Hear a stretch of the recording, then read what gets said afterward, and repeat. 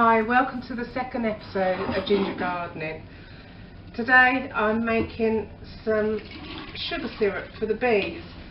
It's their late winter, early spring feed. It's a 2-to-1 mix, and it just is going to give the bees some food to ensure that during the spring they don't run out of stores, because we've taken their honey and we're going to give them back some food over what is predicted to be a cold snap. Right, we just gently heat this until the sugar melts into the water. Right, here we go. The syrup is now almost clear. Here's one we've done. And when this is cool, we'll pop it in the bottle and we'll take it down to the bees and give them their feed, and we'll take you along to have a look at the beehives. Okay, we have put together the polytunnel just so we can build a footing for the greenhouse inside it, because the greenhouse is smaller, but also because it might be a few weeks, maybe even Easter, before we get the second greenhouse up, because we're very busy and we're going to the Edinburgh Garden Show next week. Hope to see some of you there, and hopefully Oscar will take the camera and we'll show you all the sites. Hope to see you there. We're going to look at the hives. It's necessary to go and put some feed in and check they've got enough feed, because there's going to be a cold snap. We need to be in the hives as little time as possible because it's a bit wet and windy, but come and have a look with them. This is one of our hives. We have a brick on the top just to make sure the wind doesn't blow the top off. A reduced entrance because it is winter time. We want to keep the mice out and keep the cold out. This is the top open of the hive, and this is our feeder, and we've got an extra bottle of syrup there just in case.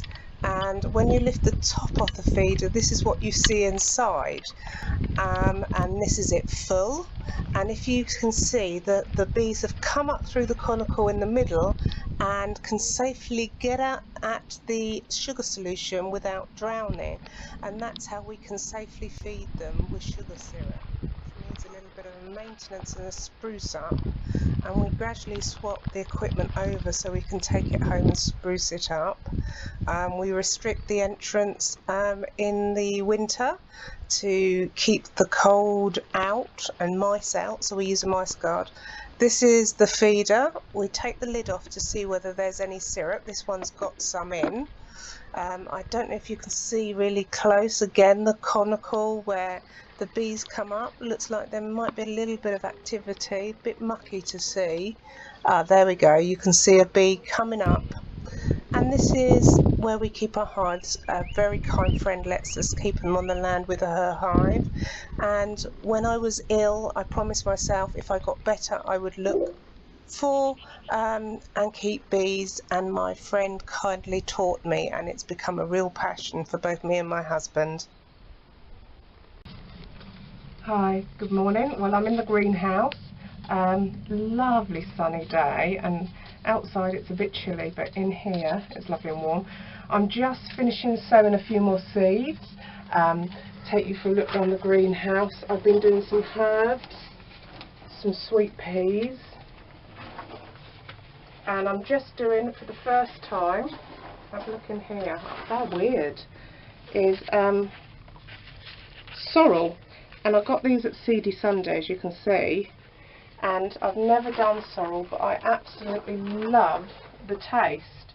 So I think, oh yeah, they're the seeds and the husks have gone, so I'm going to have to do that again.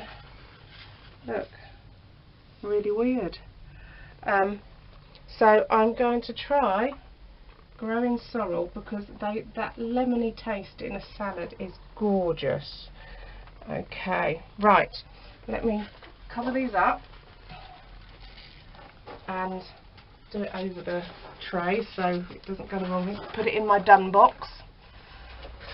cover this up and I'll show you what was happening with the polytunnel.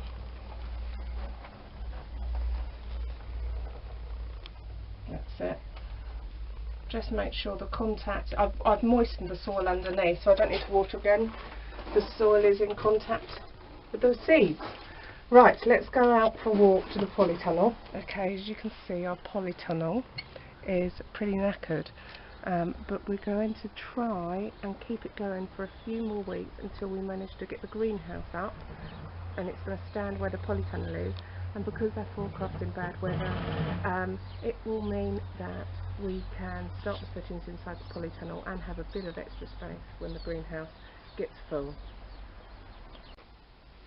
Okay, a question, if you could answer in the comments below.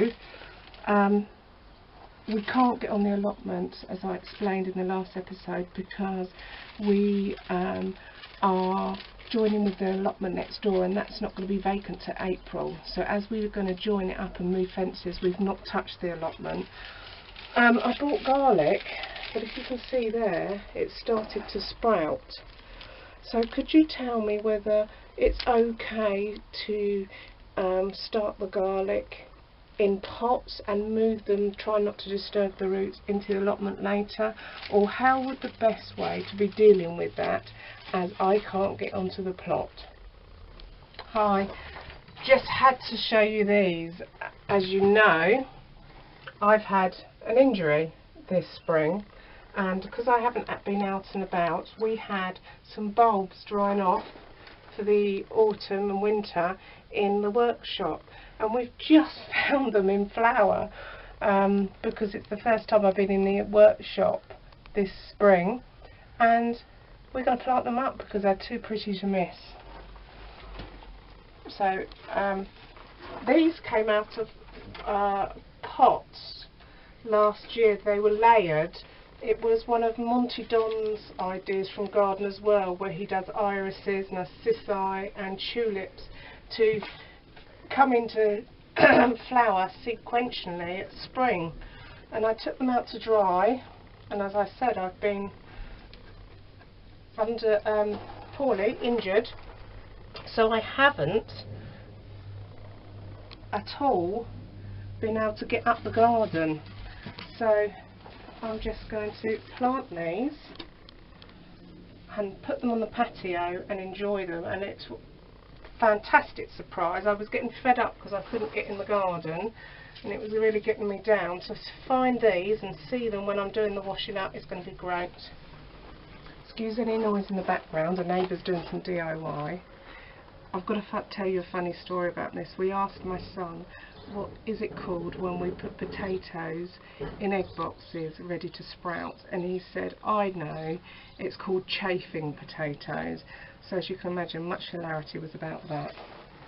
Okay, we are going to sign off now, and we hope to see you at the Edible Garden show. Look forward to seeing anybody there. We're going to find Sean from the Holt channel and have a natter with him. Hope to see you soon. Bye.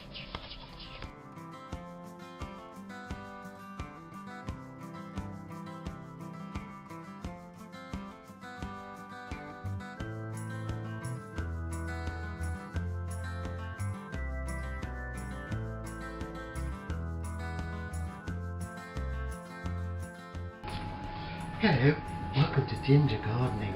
This is the second episode. Today we're going to make bee food. Then we're going to go and look at the polytunnel, take things down to the bees, and we're going to have a wonderful time.